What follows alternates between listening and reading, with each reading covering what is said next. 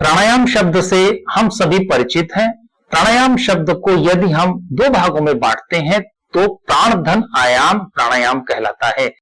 आज हम लोग जानने का प्रयास करेंगे कि प्राण क्या है। उप और मुख्य के भेद के आधार पर प्राण 10 प्रकार के होते हैं। मेरा नाम आशीष योगी है, मैं योग विद्या का आचार्य हूं और मैं लगभग पिछले 18 वर्षों से योगिक साधनाएं अपने साधकों को करा रहा हूं। हम सभी लोग एक प्राण के सागर में रहते हैं। हमारे चारों ओर बहुतायत मात्रा में प्राण उपस्थित है। विशेष योगिक रीति के माध्यम से हम इस प्राण को देख भी सकते हैं और इस प्राण से सभी लोग परिचित हैं। जब भी हम श्वसन करते हैं तो हम उसके माध्यम से प्राण क्रियाओं को अपने भीतर आकर्षित करते हैं। योग कहता है जितनी अच्छी मात्रा में शुद्ध और पवित्र प्राण हम अपने भीतर ले जाएंगे, हमारा जीवन उतना उपयोगी होगा और हम शारीरिक और मानसिक रूप से सुखद अनुभव करेंगे, संतुलन का अनुभव करेंगे। यह जो प्राण है यह मुख्य रूप से 5 प्रकार का है और उप प्राण 5 प्रकार के हैं। उप और मुख्य दोनों को मिला लें तो 10 प्राण होते हैं। मुख्य प्राण कौन कौन से हैं? पहला है प्राण, फिर अपान, फिर व्यान, फिर समान और फिर उदान। इसी प्रकार उप प्राणों की श्रृंखला में या उनके क्रम में वह 5 प्रकार के हैं। नाग, कूर्म, कृकल, देवदत्त और धनंजय। इन सभी 10 के 10 प्राणों की हमारे शरीर के अंदर अलग अलग तरीके की जिम्मेदारी है।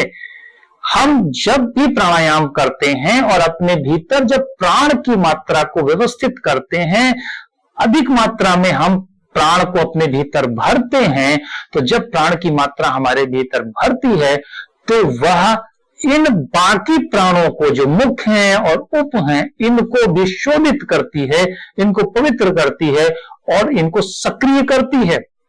जब ये पवित्र और सक्रिय होते हैं तब इनके जिम्मे पर जो काम दिए गए हैं उससे ये विधिवत निभा पाते हैं।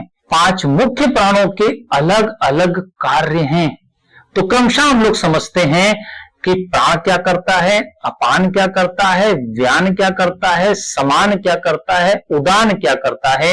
इसी प्रकार नाग, कूर्म और कृकल और देवदत्त क्या क्या काम करते हैं। प्राण का मूल रूप से निवास हमारे हृदय पर है। अपान प्राण का मूलतः निवास हमारे नीचे मलमूत्र के द्वारों पर है। समान प्राण का मूलतः निवास स्थान नाभि के ऊपर है। उदान हमारे कंठ पर निवास करता है और व्यान का निवास स्थान पूरे शरीर पर गति करने का है। प्राण का संबंध हमारे श्वसन से है।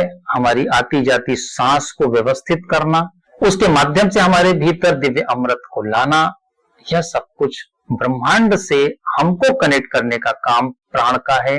हमारे हृदय की धड़कन का भी संबंध या जिम्मा प्राण के पास है। अपान का कार्य है हमारे शरीर में मल मूत्र का विसर्जन करना, हमारे वीर्य का विसर्जन करना और स्त्री के गर्भ से संतान को भी बाहर लाने की जिम्मेदारी अपान प्राण की है। हम जो कुछ भी खाते पीते हैं उन सबको पचाने के लिए जो जठराग्नि प्रदीप्त होती है उसके लिए हमारा समान प्राण काम करता है। उदान प्राण हमारे स्पर्शेंद्रियों से संपर्क रखता है और हमारे शरीर के अंदर की सभी गतिविधियों को संभालता है। व्यान ऊपर की ओर गति करता है और जो लोग पुण्य कर्म करते हैं उन्हें ऊपर के लोक में ले जाने का काम करता है। जो पाप कर्म करते हैं उन्हें निकृष्ट योनियों में ले जाता है और जो मिश्रित कर्म कर रहे होते हैं उन्हें मनुष्य लोक में भी रखने का काम इसी के जिम्मे पर है। इसी प्रकार 5 उप प्राण हैं जो नाग, कूर्म, कृकल, देवदत्त और धनंजय हैं। नाग प्राण का कार्य है हिचकी लाना। जो हमें हिचकी आती है वो नाग प्राण की जिम्मेदारी है। इसके द्वारा हमारी बॉडी के वैक्यूम को सेट किया जाता है। कूर्म काम प्राण का कार्य है जो उप प्राण है, उसका काम है हमारी पलकों को झपकाना। कृकल प्राण की जिम्मेदारी है छींक लाना।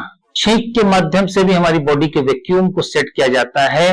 वह काम एक निश्चित प्राण के पास है। देवदत्त प्राण का काम है जम्हाई लाना, और धनंजय प्राण हमारे शरीर में तब तक रहता है जब तक यह शरीर पूरी तरीके से नष्ट नहीं हो जाता। धनंजय प्राण तब तक इस शरीर को नहीं छोड़ता। इसी कारण सनातन धर्म में शरीर के शांत होने के उपरांत इस शरीर को जला देते हैं ताकि धनंजय मुक्त हो जाए, और जब तक ये 10 प्राण इस शरीर को नहीं छोड़ते हैं तब तक नई शरीर की प्राप्ति नहीं होती और हम अपनी जीवन यात्रा में आगे नहीं बढ़ते।